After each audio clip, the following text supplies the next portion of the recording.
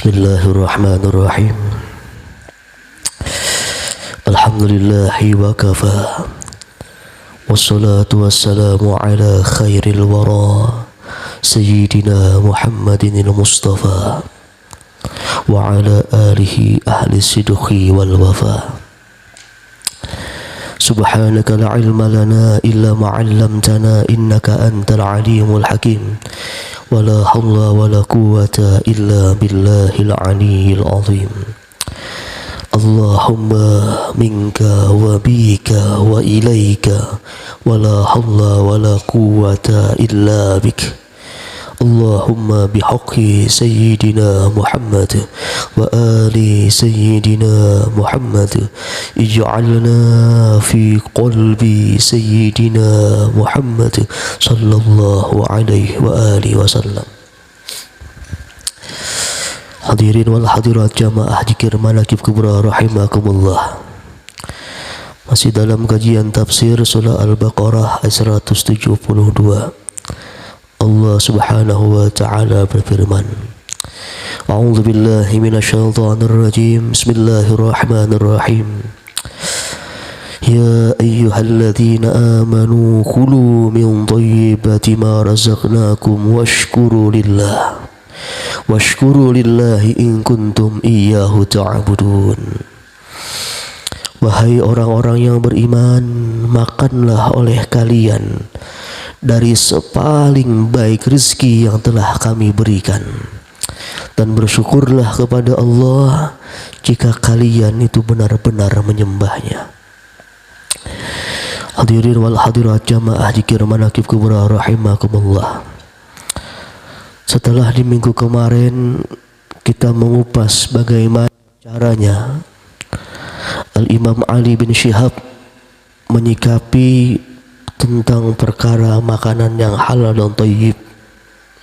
Dan dalam kesempatan kali ini yang akan kita kupas bagaimana caranya, metodenya, sudut pandangnya Al-Imam Ja'far Muhammad Mansur At-Tusi, bila bernama Al-Imam Abu Ja'far Muhammad Mansur At-Tusi. Beliau ini wafat pada tahun 254 Hijriah di kota Baghdad. Beliau ini seorang imam, seorang ahli ibadah, seorang hafiz. Bahkan beliau ini juga perawi hadis. Di Muhammad Mansur At-Tusi ini termasuk perawi hadis. Bahkan dikatakan Imam Nasai,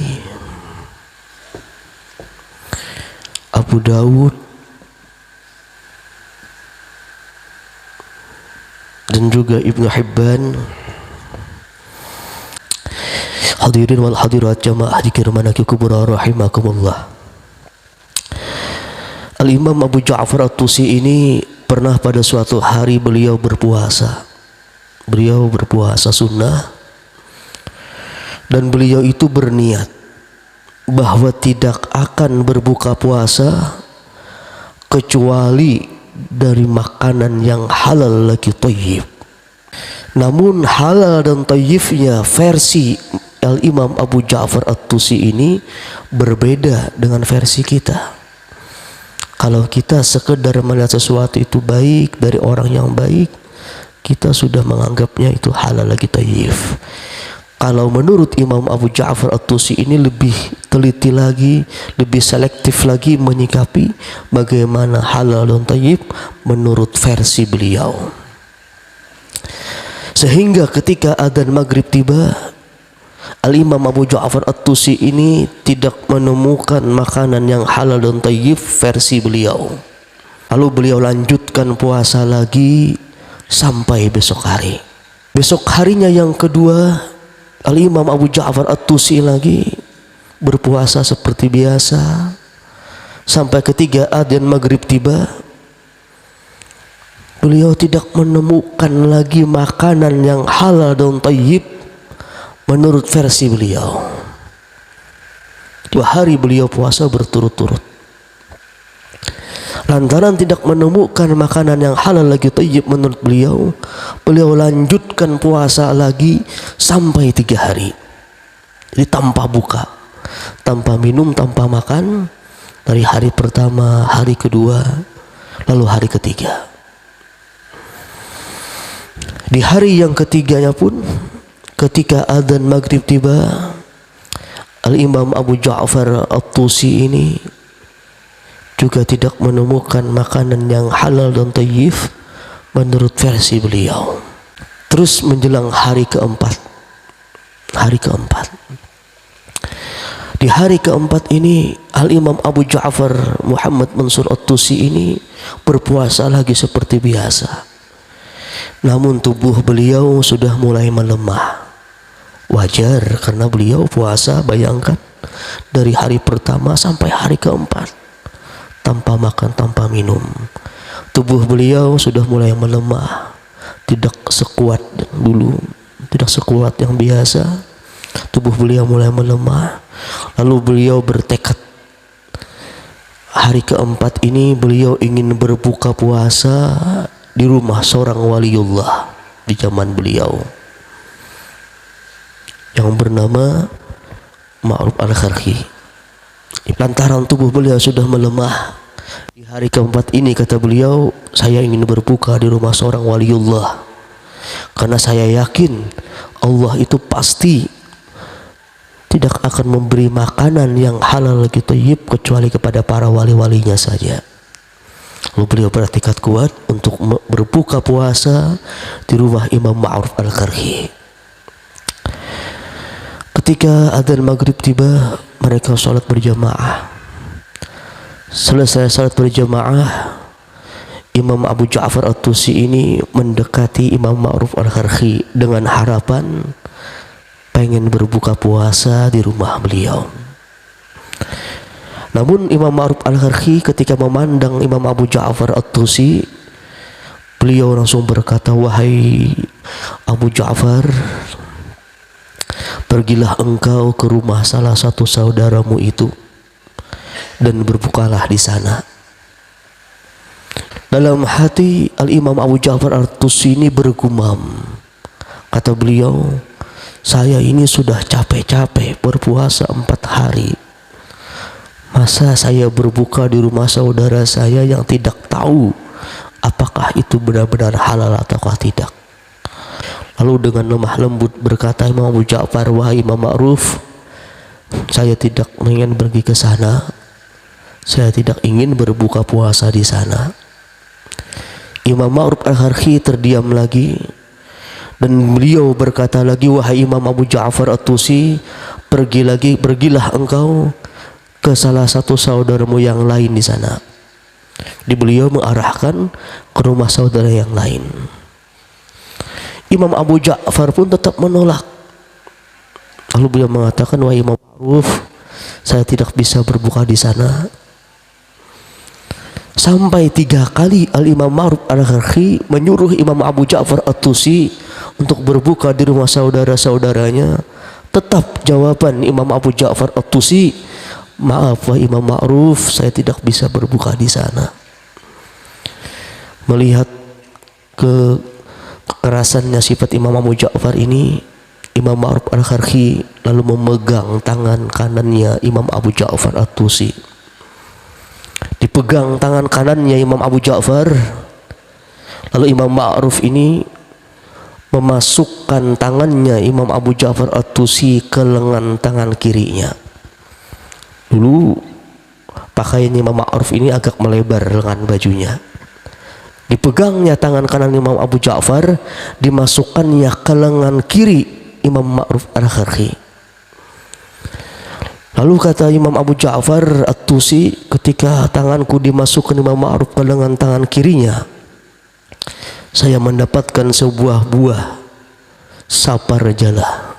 Kalau bahasa Latinnya buah kuin. Teksturnya seperti buah apel, bentuknya seperti buah pir. Lalu kata Imam Abu Ja'far At-Tusi, Kata beliau, ketika saya memakan buah tersebut, bahwa di dalam buah saparjalah itu saya mendapatkan semua kenikmatan makanan yang pernah saya makan. Anehnya buah saparjalah atau buah kuin tersebut yang teksturnya seperti buah apel, bentuknya seperti buah pir, anehnya memiliki rasa dari semua kelezatan makanan yang pernah saya makan. Buahnya itu memiliki semua rasa lezat yang pernah saya makan dari dulu sampai sekarang. Dari dulu sampai sekarang. Dan anehnya lagi, kata Imam Abu Ja'far At-Tusi, setelah saya memakan buah saparjalah tersebut, saya tidak ingin lagi memakan makanan yang lain. Seolah-olah buah itu membuat beliau kenyang, padahal sudah lapar selama 4 hari. Dan cerita ini beliau ceritakan kepada sahabat akrabnya Imam Abu Ja'far At-Tusi dari awal sampai beliau memakan buah tersebut. Namun apa pesan Imam Abu Ja'far At-Tusi? Wahai sahabatku, tolong hikayat ini, cerita ini jangan engkau sebarluaskan selama aku masih hidup. Kecuali, kata Imam Abu Ja'far, setelah aku meninggal dunia, silahkan engkau ceritakan hikayat ini agar bisa diambil ibarah bagi orang-orang muslimin. Hadirin wal hadirat jamaah dikirman laki kubra rahimakumullah. Dari hikayat tadi setidaknya ada 2 poin utama yang bisa kita ambil hikmah dan pelajaran. Bahwasanya di dalam agama kita itu ada istilah namanya wisal. Wisal ini ialah menyambung puasa. Menyambung puasa, tidak berbuka puasa sampai besok hari. Ada yang sampai 2 hari, ada yang sampai 3 hari. Tergantung kemampuannya masing-masing. Ada yang disebut namanya wisal. Jadi dalam istilah kita, dalam agama kita ada istilah yang namanya wisal, yaitu menyambung puasa. Jadi tidak berbuka ketika azan maghrib, tapi terus kita sambung puasanya sampai besok hari. Bahkan kalau mampu 2-3 hari, bahkan 4 hari seperti Imam Abu Ja'far. Tapi yang jadi pertanyaan, bagaimana hukum wisal ini dalam agama kita? Jadi apa hukumnya wisal dalam agama kita? Para ulama mereka itu ada beberapa pendapat mengenai wisal ini. Pertama, pendapatnya Ibnu Qudamah dalam kitab Al-Mughni. Dikatakan Ibnu Qudamah dalam kitab Al-Mughni bahwa wisal ini hukumnya makruh menurut mayoritas ahli ilmi. Ada lagi menurut Imam Nawawi dalam kitab Majmu'nya, wisal ini juga hukumnya makruh di kalangan mayoritas Imam Syafi'i. Imam Nawawi, Ibnu Qudamah menyebutkan wisal ini hukumnya makruh kalau tanpa hajat, dikairi hajatin. Kenapa mereka berargumen demikian, berpendapat demikian? Karena mereka itu berargumen dengan hadis Imam Bukhari dan Muslim. Apa kata Rasulullah? Bahwa kalian itu janganlah berpuasa wisal, la tuwasilu. Janganlah kalian berpuasa wisal. Janganlah kalian berpuasa itu menyambung dari maghrib sampai besok hari. Nabi melarang, janganlah kalian berpuasa wisal. Kenapa mereka memakruhkan? Ditanya para sahabat, ya Rasulullah, kalau kami jangan berpuasa wisal, kenapa engkau itu wisal? Apa jawab Nabi? Inni lastu mislakum. Sesungguhnya aku, kata Rasulullah, tidak sama seperti kalian. Aku, kata Rasulullah, bermalam, yut'imuni rabbi wa yasqin. Allah itu memakani dan meminumi aku. Di Nabi tidak sama seperti kita. Kenapa Rasulullah itu wisal? Dan beliau melarang kita untuk wisal. Namun ada riwayat Imam Abi Sa'id Al-Khudri. Jadi ada riwayat lain dari Abi Sa'id Al-Khudri bahwa Rasul itu pernah melarang wisal. Janganlah kalian wisal, kata Rasulullah. Namun jika kalian ingin wisal juga, fal yuwasil hatta sahar. hendaklah kalian wisal sampai sahur saja. Nah, dari pendapat inilah mereka mengatakan makruh, tidak haram wisal tersebut. Dan dalam kitab Zadul Ma'ad, kenapa Rasulullah melarang umatnya untuk wisal ini? Sebenarnya tidak lain dan tidak bukan itu rahmatan lil alamin, sebagai rahmat bagi sekalian alam. Rasulullah itu melarang kita wisal karena rahmatan saja lil alamin. Dalam kitab Zadul Ma'ad disebutkan demikian. Kenapa alasan Rasulullah melarang wisal? Karena rahmatan lil alamin. Namun wisal ini bukan khususiyahnya Rasulullah. Jadi jangan salah berargumen, berpendapat. Jangan salah berpendapat bahwa wisal ini khususiyah Rasul, bukan. Bukan khususiyah Rasul. Karena banyak di antara para sahabat, di antara para tabi'in, itu mereka itu melakukan wisal. Karena bagi mereka itu tidak sulit hal demikian. Nah, jadi wisal bukanlah khususiyahnya Rasulullah sallallahu alaihi wasallam. Jangan heran seandainya ada orang yang menyambung puasanya hari ini dengan besok. Jadi kita jangan menyalahkan orang seandainya kita ketemu orang yang puasa sunnah, yang menyambung puasanya hari ini sampai besok, sampai 2 hari, 3 hari, itu mereka juga punya ada argumen, punya dalil kenapa mereka demikian. Karena ada istilah wisal dalam agama kita. Hadirin wal hadirat jamaah zikir manaqib kubra rahimakumullah.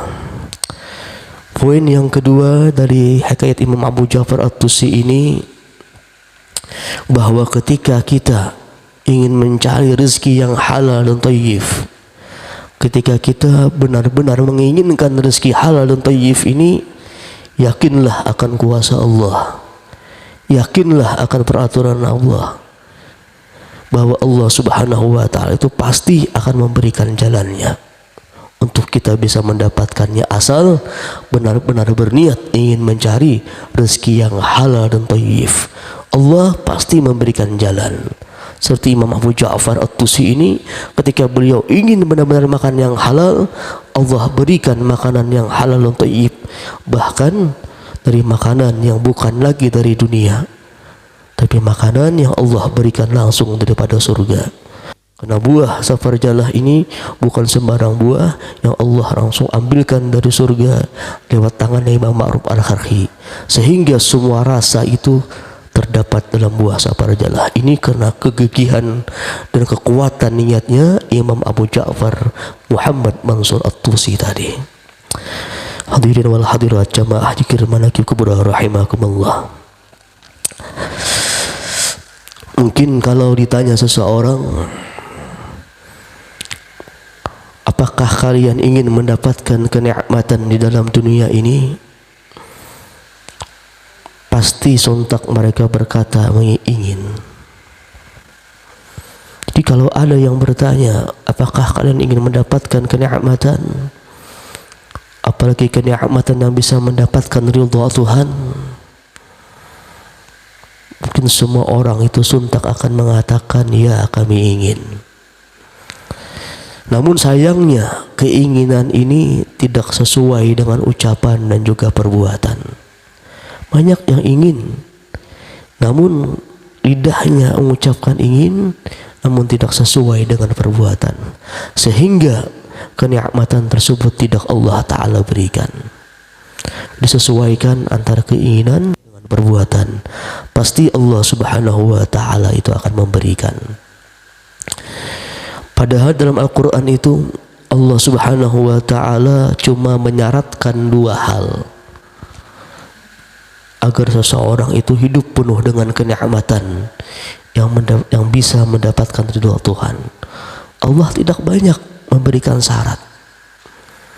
Allah itu cuma minta 2 syarat ini, kalau kita kerjakan, Allah menjanjikan kepada kita, pasti kata Allah, aku berikan dia kenikmatan yang sangat baik dalam dunia ini. Bahkan kenikmatan tersebut akan mendapatkan ridhonya Allah Subhanahu wa Ta'ala. Cuma 2 syarat yang Allah syaratkan. Allah tidak banyak meminta kepada kita. Kalau 2 syarat ini kita kerjakan, Allah janjikan akan Allah berikan berbagai kenikmatan yang bisa mendapatkan keridhaan Tuhan. Apa dua syarat tersebut? Bisa kita lihat dalam surah Hud di ayat ketiga. Surah Hud ayat ketiga. Di surah Hud ayat ketiga ini Allah menyebutkan dua syarat tersebut yang janji Allah akan memberikan kenikmatan kepada kita semua. Apa kata Allah? Wa anistaghfiru rabbakum summa tubu ilaihi yumatti'kum mata'an hasana. Al-ayat.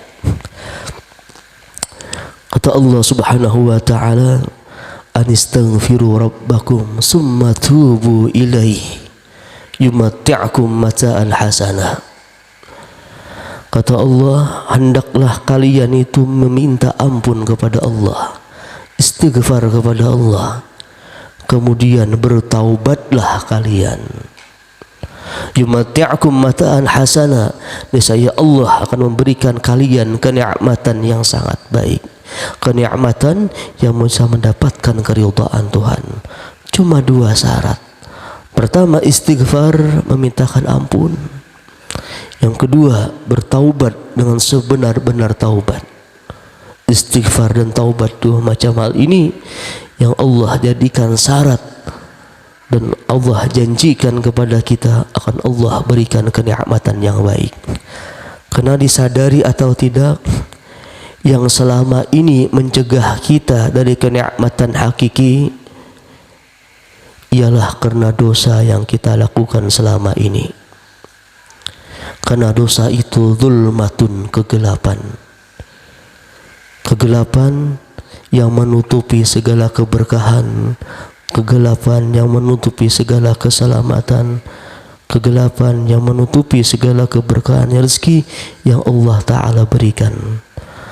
Karena dosa tersebutlah Allah Subhanahu wa Ta'ala mencegah kita mendapatkan kenikmatan yang bisa mendatangkan keridhaan Tuhan.